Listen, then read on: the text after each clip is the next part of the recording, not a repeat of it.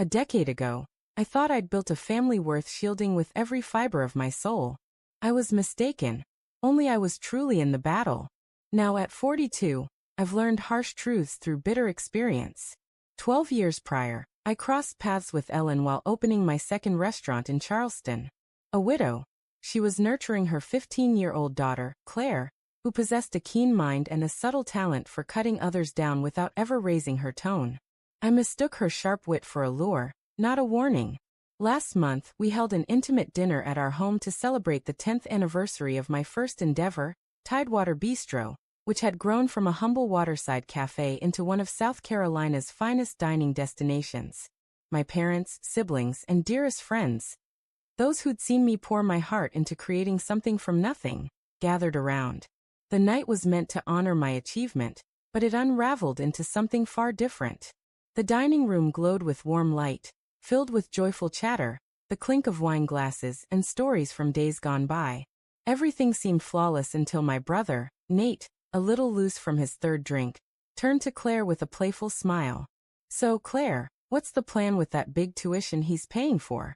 The world's yours to seize." Her eyes stayed glued to her phone, fingers dancing across the screen as if I didn't exist. "No idea," she muttered, her tone dripping with disinterest.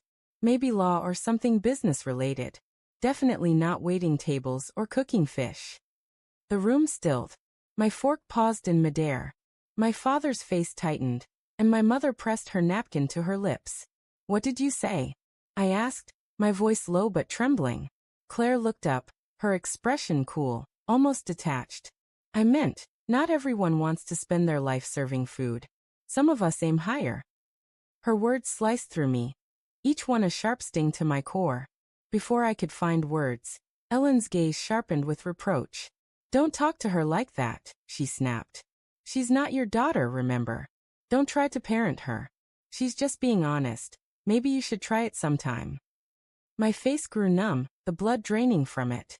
A heavy silence smothered the room, extinguishing its warmth. Even Nate, never short on words, stared at his plate. My parents looked away, their unease evident. I managed a tight, forced smile, the kind that hides a storm brewing within. The next morning, after Ellen and Claire left for their so-called girls' day, I sat at my desk, coffee untouched, laptop screen glowing, my emotions crystallizing into cold resolve. For months, something had felt off. Whispered phone calls, strange charges on our credit card, new dresses I didn't remember purchasing. I'd dismissed it as suspicion, but now I needed truth. I opened our joint bank account records, and the betrayal lay bare.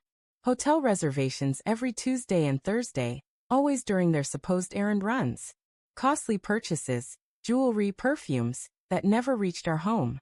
Nearly $40,000 funneled into an unknown account over 6 months. Then I checked the front door's motion camera, one Ellen didn't know existed. It showed my neighbor, Mark, entering our house 15 minutes after I left for work. He had a key. He stayed for hours, leaving with the guilty look of a man who'd crossed a line. My hands shook but no tears came. I felt hollow. By noon I'd taken action. Claire's tuition was terminated, credit cards locked, her car, titled in my name, sold. The house, safely in my trust, was untouchable. I directed my lawyer to prepare an eviction notice. By evening, their world was collapsing, and they had no idea. That night, they returned, laughing, arms full of shopping bags. I sat at the dining table, where we'd dined the previous evening, an envelope in my hand. Ellen stopped short when she saw it. "What's that?" she asked. I slid it across the table. "Your eviction notice. You have 7 days to leave." Her face twisted in shock. "What are you talking about?"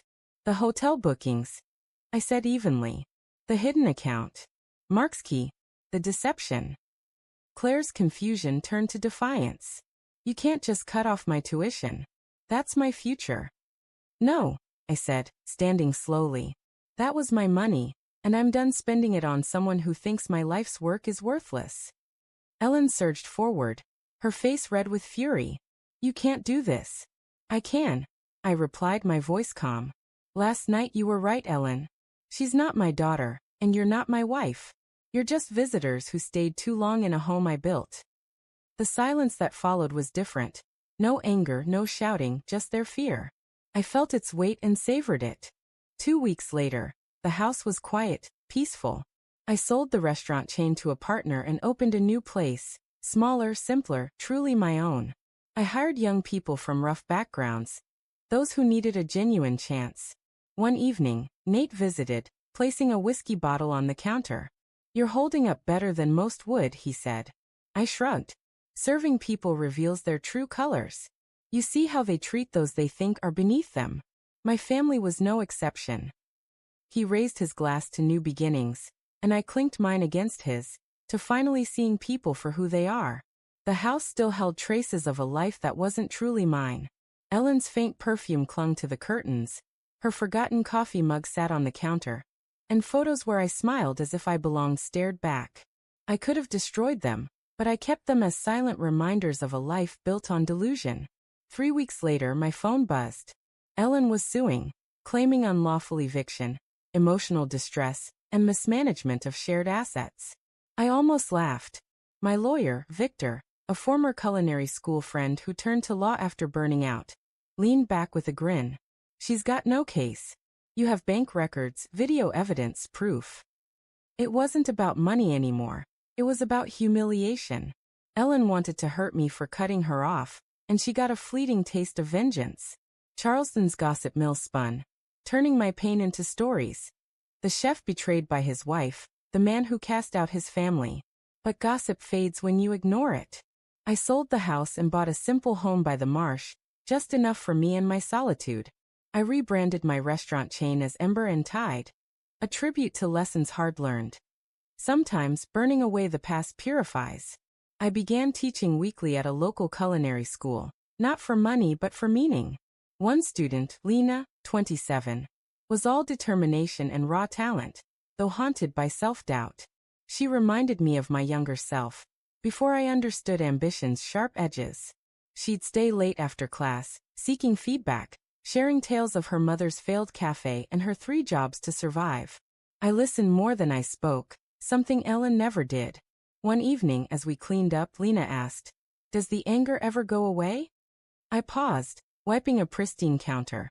"Not completely," I said quietly. "You just learn to harness it, to cook with the fire instead of letting it burn you down." She offered a small smile. "That's almost poetic." I shrugged. "Or just what happens when life overcooks you a few times." Our laughter felt genuine, the first in months. News filtered back about Ellen's decline. Mark, the neighbor, disappeared when the money ran out. Ellen tried living with him, but his wife found out, and he fled the state. Claire was dropped from university when tuition payments ceased. She drifted between friends' couches, working part-time, learning the world doesn't coddle arrogance. They ended up in a cramped one-bedroom on the city's outskirts. A humbling drop for Ellen, who once swore she'd never settle. I didn't gloat over their struggles, not exactly, but I felt a quiet fairness in no longer being their tool. A year later, Ember and Tide flourished, not just in profits but in heart. A place where strangers became regulars and laughter healed old scars. Lena graduated at the top of her class. When I offered her a sous chef position, her eyes brimmed with tears. She worked relentlessly, experimenting late into the night. In the quiet of closing hours, we'd talk. Not of love, not yet, but of life, trust, and rising from ruins. One night, Lena asked softly, "Do you miss them? Your family?" I thought for a long moment. "I miss the idea of them," I said finally. "The version I believed in, not the reality." Her glistening eyes held a wordless understanding. Nearly 2 years after that fateful dinner, Ellen appeared at Ember and Tide.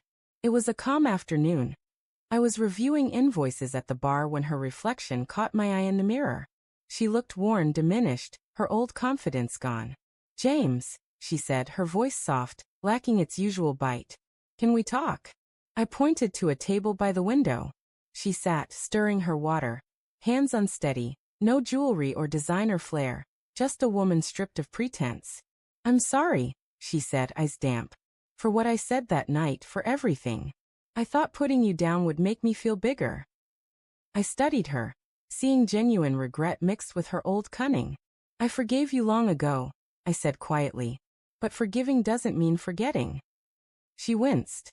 I don't want your money. I just needed to say it. I'm trying to mend things with Claire. She's working. We're getting by.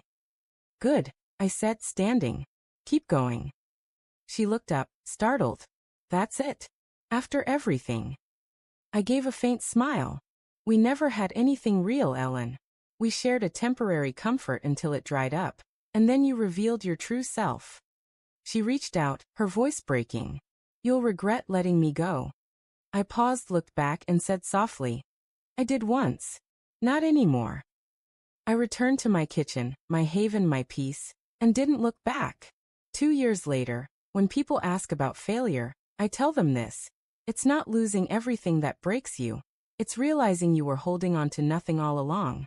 Lena now leads Ember and Tide as head chef, her passion matching my own. We've built something real, grounded in respect, not wealth or facade. We don't label what we are. We don't need to. Some connections grow quietly, like embers that never fade. Sometimes I pass my old neighborhood. The house looks unchanged but smaller, its former captive long gone. Above my new desk hangs a framed quote. Sometimes, losing everything shows you what was never yours. It reminds me that not all endings are losses. Some are the universe making room for something better. My peace doesn't come from a love that lingers, but from loving myself enough to let go of what never deserved to stay.